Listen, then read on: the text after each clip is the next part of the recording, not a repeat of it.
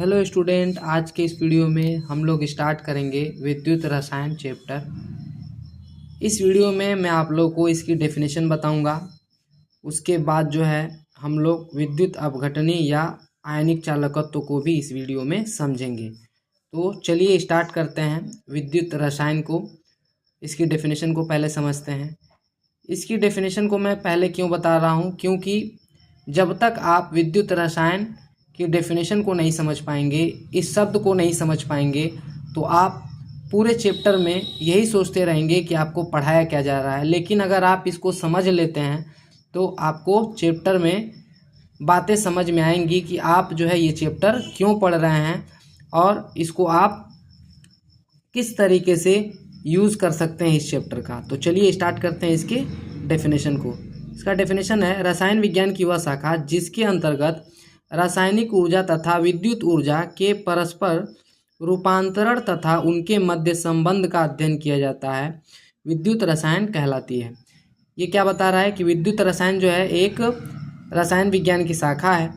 इसके अंदर जो है हम लोग क्या पढ़ते हैं, रासायनिक ऊर्जा को विद्युत ऊर्जा में बदलना सीखते हैं या उसके बारे में पढ़ते हैं, और इनके बीच में संबंध भी पढ़ते हैं कि विद्युत ऊर्जा और रासायनिक ऊर्जा में संबंध क्या होता है। साथ ही साथ इसमें एक नोट बता रहा है कि इसमें आपको एक चीज़ ध्यान रखना है, क्योंकि यहाँ पे रासायनिक ऊर्जा की बात हो रही है, तो रासायनिक ऊर्जा जो होती है ये रासायनिक परिवर्तन से मिलता है या केमिकल रिएक्शन से मिलता है।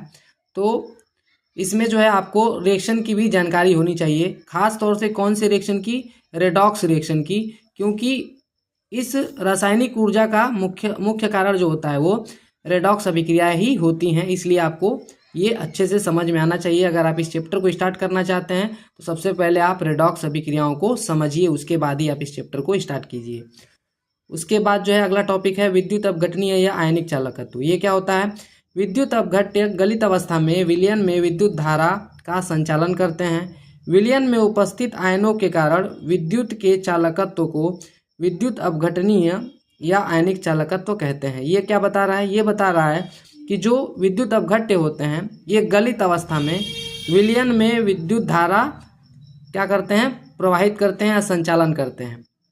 यानी अगर ये गलित अवस्था में नहीं होंगे तो ये विद्युत का चालन नहीं करेंगे, गलित अवस्था में ही विद्युत का चालन करते हैं। और इसमें ये भी बता रहा है कि जो आयन होते हैं, जो विद्युत अपघट्य जो है आयन में टूटता है, उन आयन के वजह से ही जो चालकत्व प्राप्त होता है उसको हम लोग क्या बोलते हैं, विद्युत अपघटनीय या आयनिक चालकत्व कहते हैं। ये इस डेफिनेशन का मतलब है। तो मुझे उम्मीद है कि आपको अच्छे समझ में आए।